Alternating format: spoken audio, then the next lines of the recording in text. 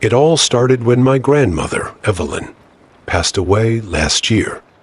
We were incredibly close, and losing her hit me hard. Among the items she left me in her will was her prized collection of antique dolls. I remember being fascinated by them as a child, each one with its own unique personality and intricate details. Grandma Evelyn would spend hours telling me stories about where she found them and the history behind each one. When I brought the collection home to my small apartment in Boston, I set them up carefully in the spare room. At first, having them there was comforting.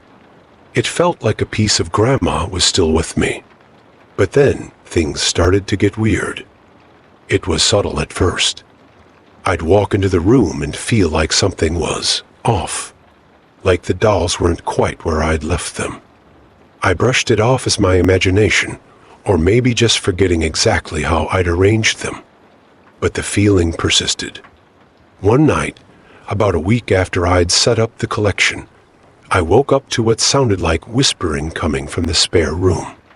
It was so faint, I could barely make it out, but it sent chills down my spine. I got up to investigate, heart pounding, but when I opened the door, everything was silent and still. I tried to rationalize it. Old buildings make noise, right?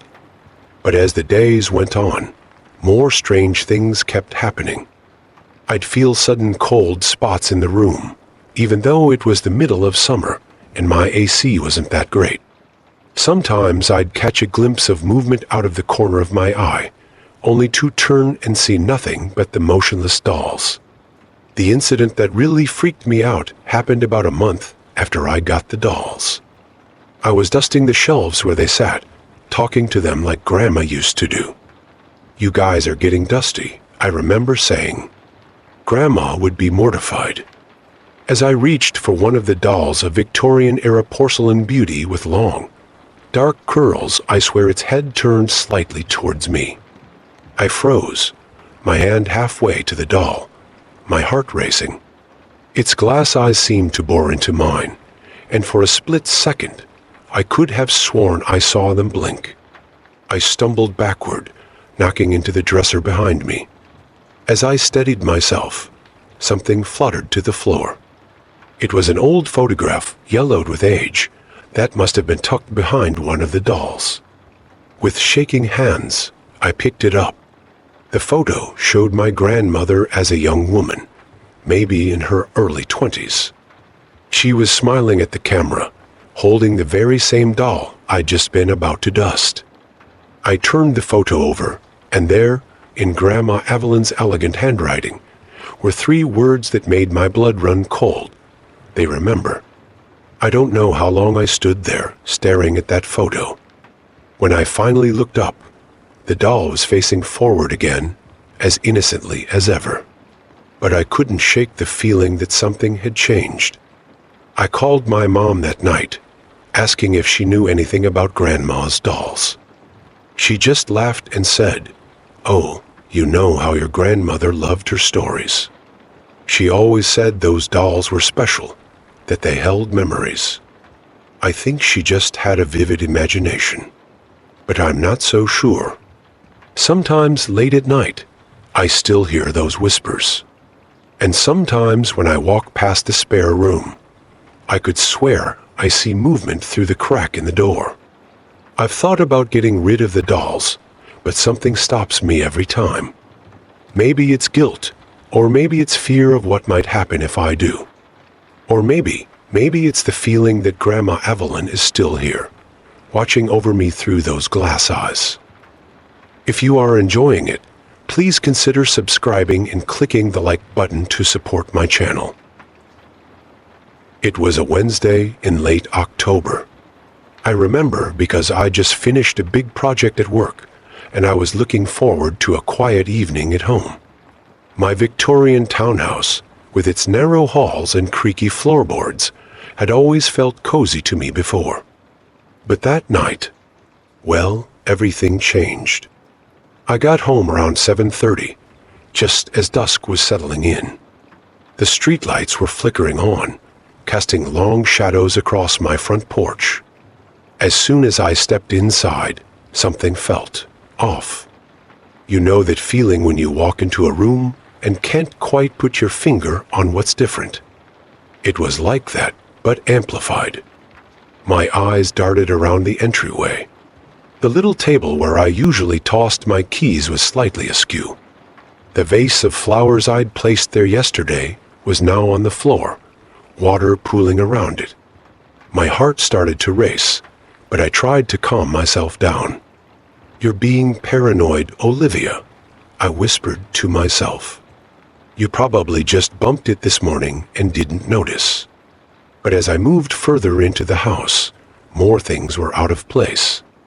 The throw pillows on my couch were arranged differently. Books on the shelf had been rearranged. It was as if someone had been browsing through my things, carelessly putting them back. My hands were shaking as I reached for my phone. Should I call the police? But what would I say? "Hello, officer, my pillows are in the wrong place." I must have stood there for a full minute, debating what to do when I heard it. A creak from upstairs.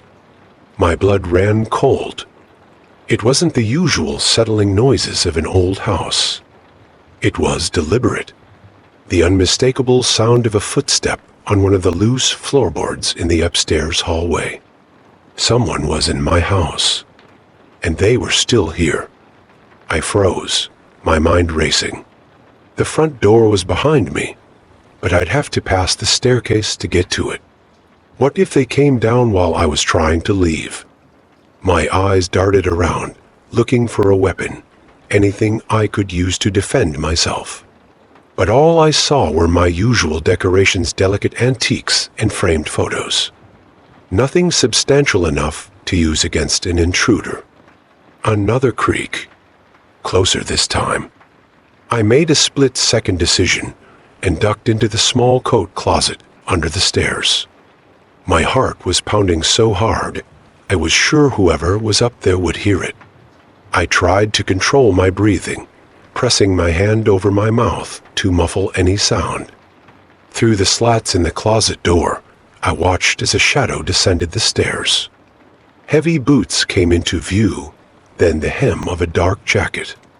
I couldn't see the person's face, but I could hear their breathing slow, controlled. They were in no hurry. The intruder paused at the bottom of the stairs, mere feet from where I was hiding. I held my breath, feeling lightheaded from the fear and lack of oxygen. Please, I thought, please just leave. But they didn't. Instead, they moved into the living room, out of my line of sight. I heard drawers opening, the sound of things being moved around. They were looking for something. I don't know how long I stayed in that closet. It felt like hours, but it was probably only about 20 minutes. Every second was agony. My legs were cramping from staying so still, and I was terrified that at any moment, the intruder would decide to check the closet. Finally, I heard the front door open and close. But I didn't move. What if it was a trick? What if they were just pretending to leave? I stayed in that closet for another 30 minutes, straining to hear any sound of movement in the house. When I finally gathered the courage to peek out, the house was silent and still.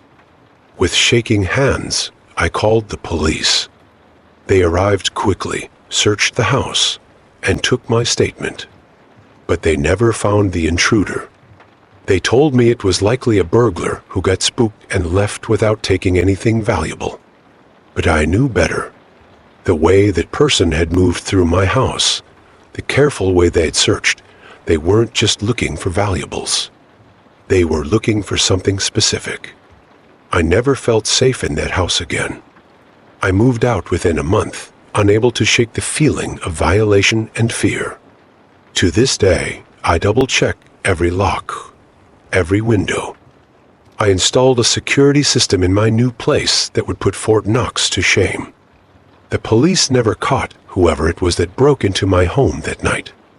Sometimes I wonder if they're still out there, searching for whatever it was they were looking for. And sometimes in the quiet of the night, I swear I can still hear those heavy footsteps on the stairs, coming closer and closer. It's still hard to talk about, but I think people need to hear it. Maybe it'll help someone else recognize the signs before it's too late.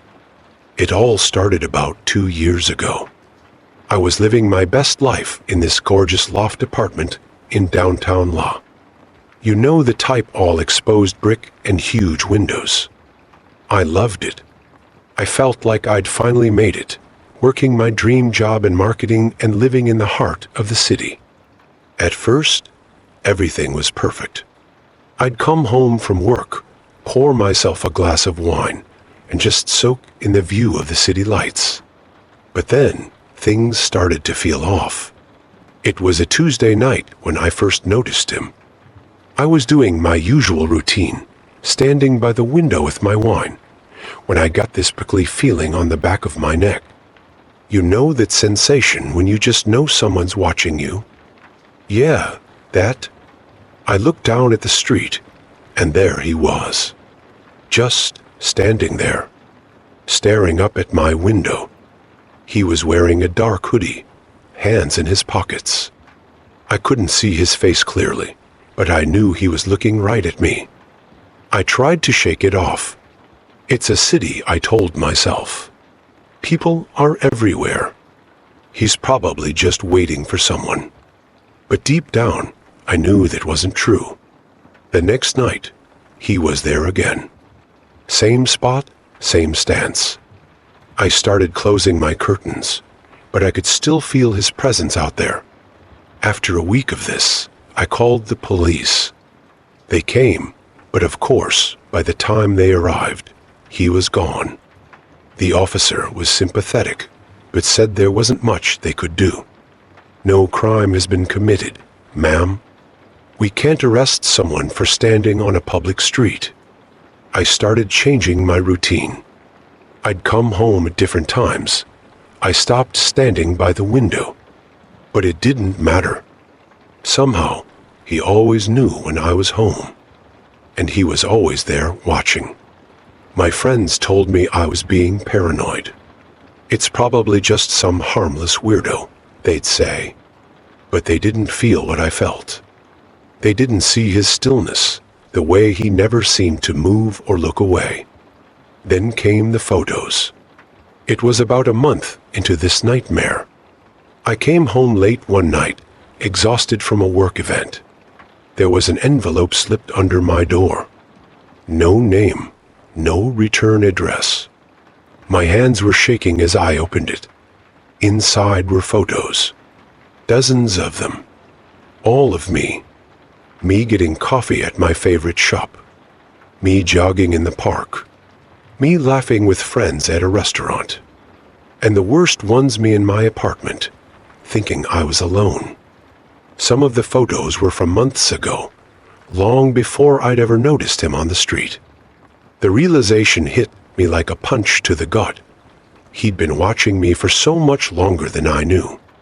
I called the police again, this time in tears. They took the photos as evidence, but still, there wasn't much they could do. We'll increase patrols in your area, they said. But it wasn't enough. My beautiful loft had become a cage, and I was trapped inside. I stopped sleeping. I'd sit up all night, staring at the door, jumping at every little sound. During the day, I'd scan every face on the street, wondering if it was him. Was he the guy buying a newspaper? The one hailing a cab? I started seeing him everywhere and nowhere at once. My work suffered. My relationships suffered. I was a wreck, constantly looking over my shoulder, never feeling safe. It all came to a head one night when I woke up to a noise. Someone was trying to pick the lock on my door. I called 911, my voice barely a whisper, and hid in my closet. The police arrived just as the door opened. They caught him, my stalker, right there in my apartment. Turns out, he was an ex-employee from my company who'd become obsessed with me after I'd given a presentation at a company meeting. They found hundreds more photos at his place, along with detailed notes about my daily routines. He'd been planning this for almost a year. I wish I could say that was the end of it, that I felt safe once he was arrested. But the truth is, I've never felt completely secure since then. I moved, changed jobs, even changed my name. But I still check over my shoulder. I still wake up in cold sweats, thinking I hear someone at the door. This experience, it changes you. It makes you realize how vulnerable we all are, how thin the line is between safety and danger. I'm telling this story because I want people to trust their instincts. If something feels off, it probably is. Don't let anyone tell you you're being paranoid. Your safety is worth more than politeness or the benefit of the doubt. And to anyone out there who might be going through something similar, you're not alone. There's help available. Don't wait until it's too late. Your life is worth protecting. As for me, I'm still working on feeling safe again. It's a process, and some days are harder than others. But I'm getting there, one day at a time. And I won't let fear control my life anymore. That's one thing he doesn't get to take from me. Never thought moving to Columbus would turn into, well, this. It all started when I bought this charming little house on the outskirts of the city.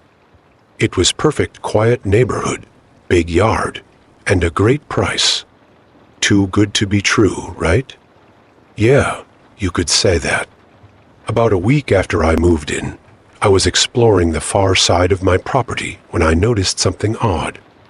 There was this overgrown area I hadn't really paid attention to before. As I pushed through the tall grass and weeds, I stumbled on something that made my heart race tombstones. Not just one or two, but dozens of them, scattered over a good part of my yard. At first, I was more curious than scared. I mean, it's not every day you find a forgotten cemetery in your backyard, right?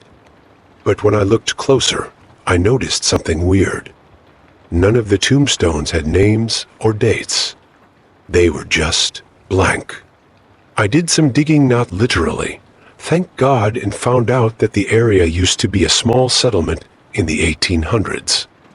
Apparently, there was some kind of epidemic, and they had to bury people quickly. The records were lost, and the cemetery was forgotten over time. That's when the dreams started. The first one wasn't so bad. I dreamt I was walking through the cemetery at night, and I could hear whispers, but I couldn't make out what they were saying. I woke up feeling a little uneasy, but I brushed it off. The dreams. They started out subtle, like I said, but they quickly became more intense, more vivid. I remember the second night clearly. I was back in the cemetery, but this time, the air felt heavy, almost suffocating. The whispers from before had turned into a low, constant murmur, like dozens of voices talking over each other. I couldn't understand the words, but the tone. It was desperate, pleading. As I walked among the unmarked graves, the ground beneath my feet felt wrong. Soft and spongy, like it could give way at any moment. I looked down and saw the earth rippling, like something was moving just below the surface. My heart was pounding, but I couldn't wake up, couldn't look away. The third night was worse. In this dream, I was lying in my bed, unable to move. I could hear footsteps in the hallway outside my room, slow and deliberate. My door creaked open, and I saw a figure standing in the doorway. It was dark, but I could make out the outline of a person in old-fashioned clothes, covered in dirt. The figure just stood there, watching me. I tried to scream, but no sound came out. Just as it started to move toward me, I woke up, gasping for air. But the worst, the one that still makes me shiver, happened about a week and a half later. In that nightmare, I was back in the cemetery, But this time, it was different. The blank tombstones had names now, and as I read them, I realized with growing horror that they were the names of my family, my friends. I heard a sound behind me and turned to see a freshly dug grave. The tombstone had my name on it. Suddenly, hands burst out of the earth in front of each grave, rotten and skeletal. They grabbed my ankles, my clothes, pulling me down. I could feel the cold, damp earth closing around me as I sank into the open grave.